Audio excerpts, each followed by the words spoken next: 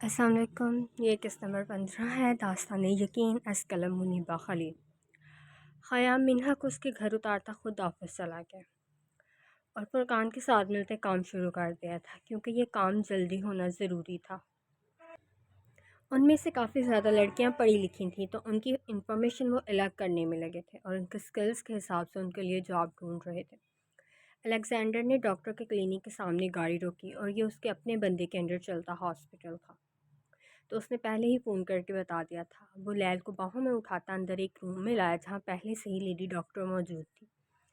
Alexander نے اسے سامنے ٹیبل پہ بٹھایا۔ وہ تکلیف کی وجہ سے کچھ بھی محسوس نہیں کر پا رہی تھی۔ شیشہ نکالنے سے پہلے کوئی انجیکشن لگاؤ، انہیں درد نہ ہو، وہ سر نظروں سے ڈاکٹر کو عربی میں بولا تھا، جو لیل کو پاؤں کو ویسے ہی شیشے نکالنے لگی تھی، کیونکہ اگر ویسے ہی نکالنا ہوتا تو وہ خود بھی نکال لیتا۔ وہ لیل کو تکلیف میں نہیں دیکھ سکتا تھا۔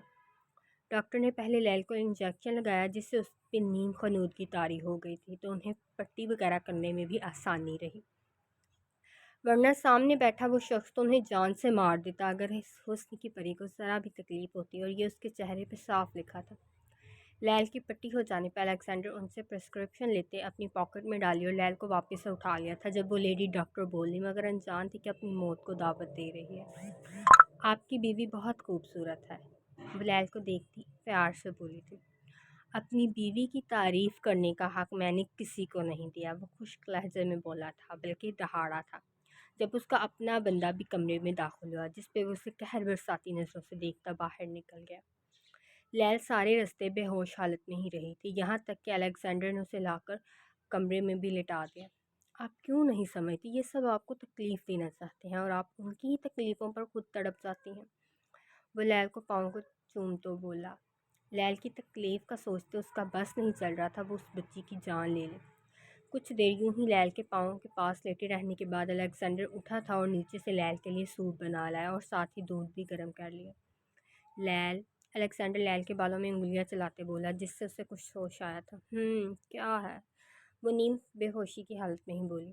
اٹھائیے، سوپ پی اور ساتھ ہی میڈیسن بھی کھانی ہے آپ نے، وہ بے رخی سے بولا۔ آہستہ آہستہ لیل کو ہوش آنے لگا تھا، کیونکہ 2-3 گھنٹے تو گزر ہی چکے تھے، تو اب اسے ہوش آنا لازمی تھا، جس پہ وہ اٹھ بیٹھی اور الیگزینڈر نے اس کی گود میں ٹرے رکھی تھی اور خود ہی اسے سوپ پلانے لگا۔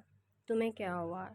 لیل الیگزینڈر کا چمچ والا ہاتھ پکڑتی بولی، جو ایک کے بعد ایک چمچ اس کے منہ میں ڈال رہا تھا۔ چہرے کے نقوش تنے ہوئے تھے۔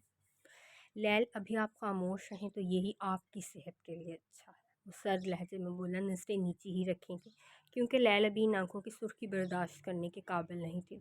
کیوں؟ وہ لیل الیگزینڈر کے ہاتھ کو ایسے ہی پکڑے بولی۔ وہ خاموش رہا تھا، جس پہ لیل چڑی تھی اور اس کے ہاتھ سے سوپ کا باؤل اور چمچ لیتے سائڈ ٹیبل پہ رکھا۔ ہوا کیا ہے؟ چوٹ مجھے لگی اور منہ تم نے بنا لیا ہے، لیل غصے سے بولی۔ وہ غصے کے پیچھے چھپے نم لہجے کو بھی پہچان گیا۔ وہ جانتا تھا کہ لیل اس کے نرم لہجے کی عادی ہو گئی ہے اور اب وہ اس کا سخت لہجہ اور انداز برداشت نہیں کر پا رہے۔ ابھی وہ اٹھ کے جاتا، لیکن اس سے پہلے ہی لیل اس کا ہاتھ پکڑ چکی تھی۔ تنگ آ گئے ہو مجھ سے؟ وہ اپنے لہجے کی نمی اور اذیت چھپاتے بولی۔ انجان وہ بھی نہیں تھا، اگر اب آپ نے ایک لفظ بھی میری محبت کے خلاف کہا تو آپ میرا قہر برداشت نہیں کر پائیں گے، اور آپ کون سا میری امانت کا خیال رکھتی ہیں؟ میں جتنا بھی کہوں اپنا خیال رکھیے گا، مگر میں تو بیوقوف ہوں جس کی بات کی کوئی اہمیت ہی نہیں ہے۔ میں نے کیا کہا تھا کہ اپنا خیال رکھا کریں، مگر نہیں جی، اس بچی کی وجہ سے آپ نے میری ملکیت کو تکلیف دی اور مجھ سے ابھی تک وہ منظر نہیں بھولا جا رہا، اور آپ کو بس میری محبت پہ شک کرنا ہے، خود سے لاپرواہ رہنا ہے۔ اب سے وہ یہاں نہیں آئے گی اور آپ تو اس سے ملیں گی ہی نہیں، وہ لیل کو بیڈ گراؤنڈ سے لگاتا غصے سے بولا تھا۔ لیل اور الیگزینڈر نے ایک دفعہ بھی پلکیں نہیں جھپکی تھیں، وہ دونوں مسلسل ایک دوسرے کی آنکھوں میں دیکھ رہے تھے۔ میں نے سنا تھا لوگ غصے میں بات کرنے کی تمیز بھول جاتے ہیں، مگر تم تو اتنے غصے میں بھی مجھے آپ کہہ کے بلا رہے ہو۔ لیل اپنے کندھوں پہ موجود اس کے ہاتھوں پہ اپنے ہاتھ رکھتے بولی تھی۔ اس کی بات سنتے الیگزینڈر نے بے یقینی سے اس کی طرف دیکھا۔ میں کیا کہہ رہا ہوں اور آپ جواب کیا دے رہی ہیں؟ وہ غصے سے سائڈ ٹیبل پہ پڑا خالی پانی کا جگ سامنے دیوار پہ مارتے بولا۔ جگ کے ٹوٹنے کی آواز پہ بھی لیل نے اپنی آنکھیں اس کے چہرے سے نہیں ہٹائیں۔ دیکھو، غلطی میری تھی، میں دھیان سے سیڑھیاں نہیں اتر رہی تھی، اس میں منہا کی کوئی غلطی نہیں۔ ابھی وہ جملہ مکمل کرتی جب الیگزینڈر اس کی بولتی بند کر چکا تھا۔ انداز بہت ہی جارحانہ تھا، جیسے لیل کی غلطی کی سزا دے رہا ہو۔ लैल को जब तक कुछ समझ आया तब तक वो लैल की सांसें कैद कर चुका था और सारा गुस्सा उसके होंठों पर उतारने लगा। लैल की सांसें तंग होने लगी थी, मगर ना तो वो पीछे हटा था और ना ही लैल की के बेजान होकर साइड पे गिरते हाथों की परवाह की थी। वो लैल के निचले होंठ को दांतों में पकड़ के आहिस्ता से खींचकर पीछे हुआ। उसके पीछे होते ही लैल लंबे लंबे सांस लेने लगी थी। सर पीछे बैक ग्राउंड से टका लिया था। अलेक्जेंडर ने आहिस्ता से अपना हाथ का अंगूठा उसके निचले होंठ पे फेरा जो सुर्ख हो चुका था। आज अलेक्जेंडर ने पहली दफ़ा उसे अपने अंदर के जुनूनी इंसान से रोशनास करवाया था और लैल को पहली दफ़ा उससे डर लगा था। अभी तो ये एक झलक थी मेरे जुनूनी अंदाज की, और आपका ये हाल है। जब आपको मुकम्मल ही इस जुनून में सांसें लेनी पड़ी तो आप क्या करेंगे? आपकी तो इतने में ही बस हो गई है, वो शौक लहजे में बोला था, क्योंकि अब वो दोपहर की कारगुजारी भूल गया था। बात में रुको, बात मत करो मुझसे, वो चीखती बोली थी। मकसद खुद की हालत छुपाना था। चीखते हुए पाँव भी इकट्ठे करने लगी थी, जिससे पाँव में दर्द की एक लहर उठी थी। लैल वो फ़ौरन लैल के पाँव की तरफ आ बैठा। वो चेहरा जिस पे पहले शोकी थी अब सिर्फ परेशानी थी।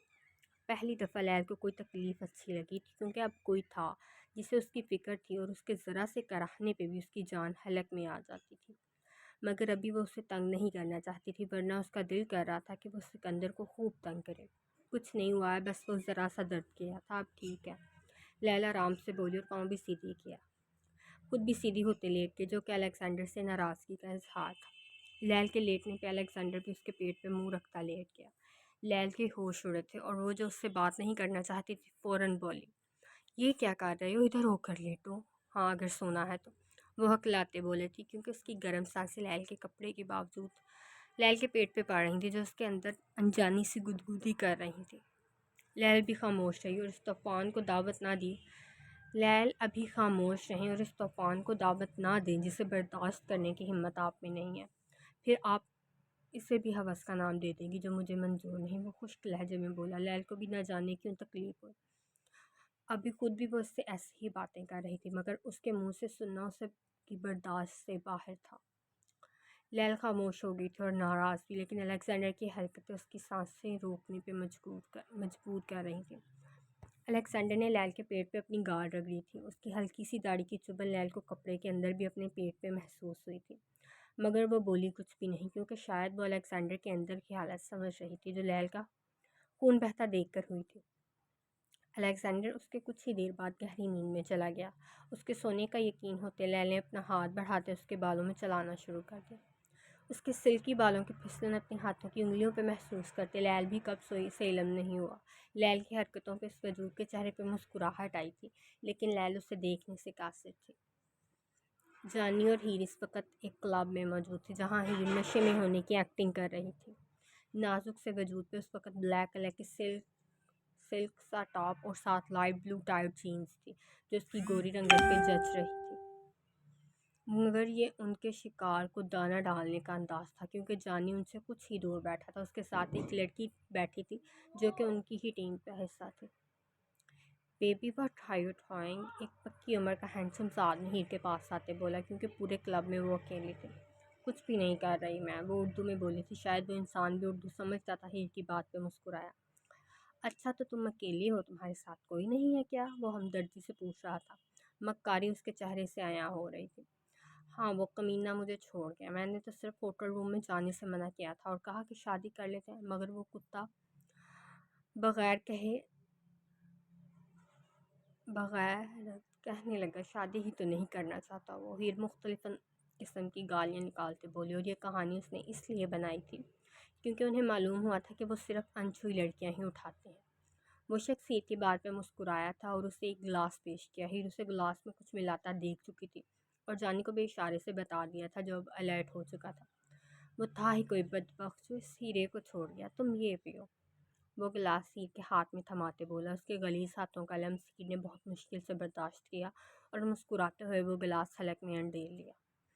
वो नशा इस कदर ताकतवर था कि हीर को चक्कर से आने लगे थे, मगर अलेक्जेंडर की ट्रेनिंग की वजह से कुछ हद तक ठीक थी। वरना कोई आम लड़की होती तो इस वक्त इस कदर नशे पे बेहोश हो जाती, मगर वो कोई आम ही तो नहीं थी, और अगर आम होती तो यहाँ ना होती। हीर को तकरीबन होश से बेगाना होते देख उस आदमी ने हीर को कमर से पकड़ा था और साथ चलाते हुए वहाँ से बाहर की तरफ निकलने लगा। بے ہوشی کا ناٹک کرنے کے لیے ہیر نے اس کے کندھے پہ سر بھی رکھ دیا تھا، جو دور سے دیکھنے پر ایسا لگ رہا تھا جیسے وہ اپنی مرضی سے جا رہی ہو، مگر حقیقت ہر کوئی نہیں سمجھتا، کیونکہ لگنے اور ہونے میں بہت فرق ہوتا ہے۔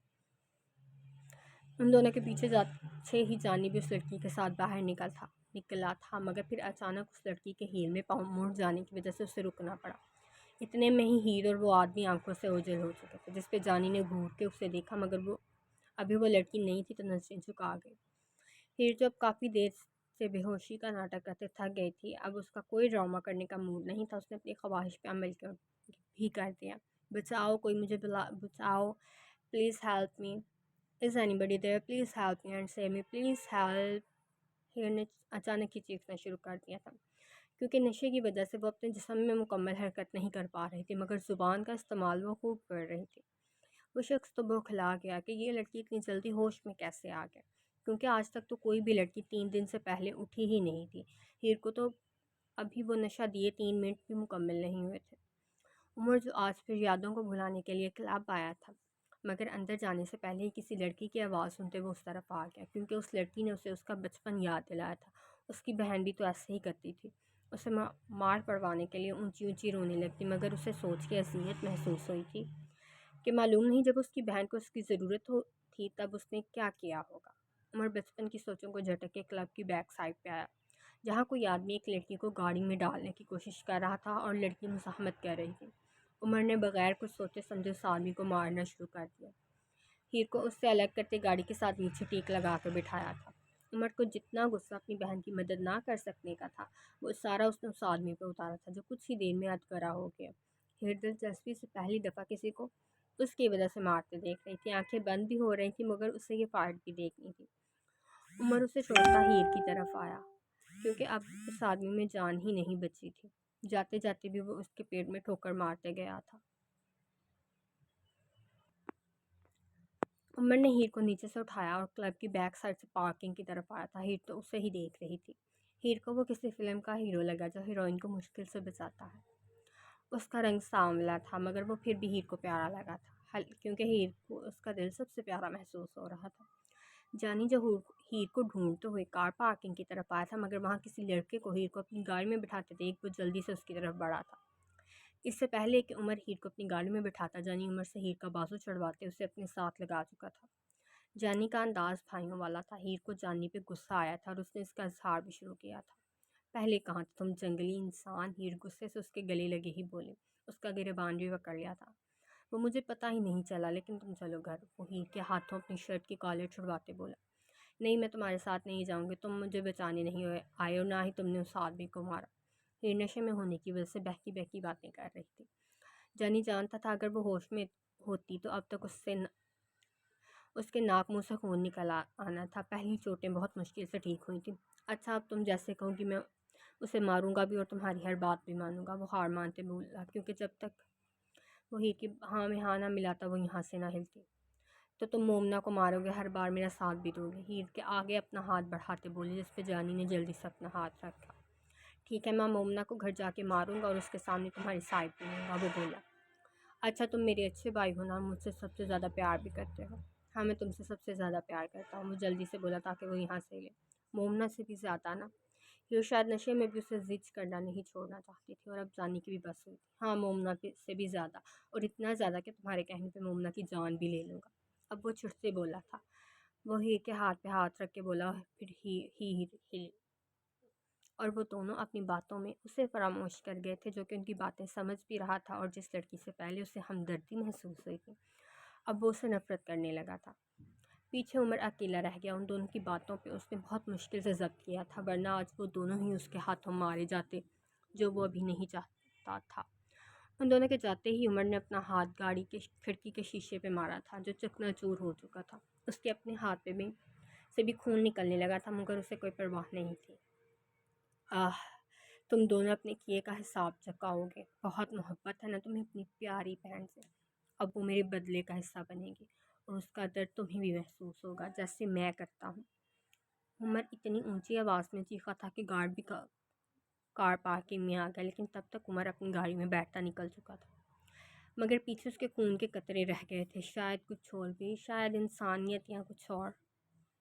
ख़याम और फुरकान का आधा काम हो चुका था, जिस पे उन्होंने कुछ सुकून का सांस लिया। उन दोनों लड़कियों को अलेक्जेंडर ने उनका अपने साथ ही काम करने को कहा था, पे रखने को कहा था, जिसकी वजह से उनमें से एक उनके साथ काम कर रही थी, दूसरी जानी के साथ गई थी, क्योंकि उसे किसी लड़की की ज़रूरत थी जिसे वो क्लब में अपनी गर्लफ्रेंड के तौर पे ले जाता।